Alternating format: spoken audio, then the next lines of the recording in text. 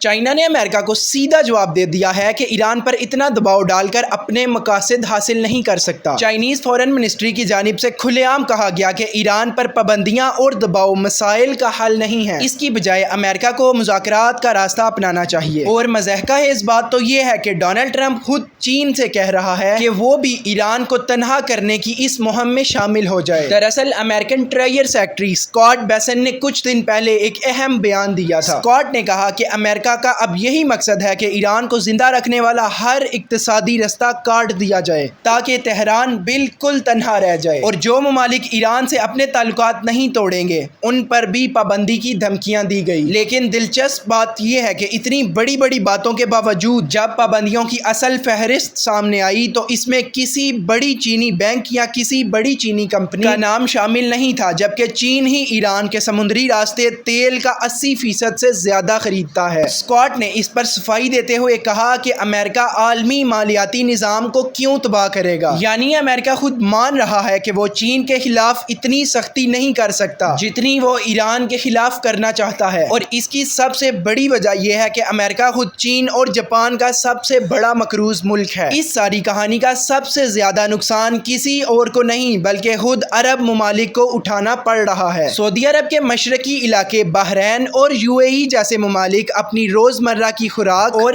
بنیادی اجناس کے لیے کافی حد تک ایران پر ہی انحصار کرتے ہیں، کیونکہ یہ سامان کہیں اور سے منگوانا نہ صرف مہنگا بلکہ عملی طور پر بھی ناممکن ہو جاتا ہے۔ اگر امریکہ واقعی مکمل ناکہ بندی کی طرف بڑھا تو اس کا سیدھا اثر انہی عرب ممالک پر پڑے گا جو نہ ایران کے ساتھ ہیں اور نہ اس ٹکراؤ سے مکمل طور پر باہر نکل سکتے ہیں۔ اب سوال یہ بنتا ہے کہ اگر امریکہ اتنا طاقتور ہے تو ایران کے سب سے بڑے اقتصادی حلیف چین کو نظر انداز کیوں کر رہا ہے؟ اور یہاں ٹرمپ کا خود اپنا تضاد بھی سامنے آتا ہے۔ ڈونلڈ ٹرمپ اپنے بیانات میں کہہ چکا ہے کہ امریکہ نے ایران کے اندر مکمل ستیہ ناش کر دیا ہے اور ایران کے سپریم لیڈر کو بھی شہید کر دیا ہے، جبکہ ایران کی عسکری طاقت کو بہت بڑا نقصان پہنچایا گیا۔ اگر یہ بات درست ہے اور امریکہ واقعی جنگ جیت چکا ہے تو پھر سوال یہ بنتا ہے کہ کیا اتنی بڑی بڑی نئی پابندیاں لگانے کی آخر ضرورت ہی کیا ہے؟ جیتنے والا ملک تو ایسی حرکات نہیں کرتا۔ امریکہ ایران کو گھٹنے ٹیکنے پر مجبور کرنے کے لیے اتنی محنت کر رہا ہے۔ یہ پابندیاں اس بات کا ثبوت ہیں کہ امریکہ ایران کے اندر مکمل طور پر جنگ ہار چکا ہے۔ وینزویلا کے صدر مادورو کو گرفتار کرنے کے بعد امریکہ نے یہ ثابت کر دیا تھا کہ امریکہ جہاں چاہے براہ راست فوجی طاقت استعمال کر کے پوری حکومت بدل سکتا ہے، لیکن ایران اور چین کے معاملے میں وہ اتنی جرأت نہیں کر سکا۔ تو ناظرین، صورتحال یہ بن چکی ہے کہ امریکہ زبانی طور پر ایران کو مکمل تنہا کرنے کی بات کر رہا ہے، مگر عملی طور پر چین جیسے بڑے اتحادی کو ہاتھ لگانے سے گریز کر رہا ہے، اور اسی دوران عرب ممالک اس پوری جنگ کی قیمت چکا رہے ہیں۔ یہ ساری پابندیاں دراصل ایک ایسی جنگ چھپانے کی کوشش ہیں جو امریکہ اصل میں ہار چکا ہے۔ تو ناظرین، یہ تھی تمام ڈیولپمنٹ۔ جیو پولیٹیکل اینگلز کو آسانی سے سمجھنے اور اپ ڈیٹڈ انفارمیشن کے لیے ہمارے چینل کو سبسکرائب کریں اور ویڈیو کو لائک کریں۔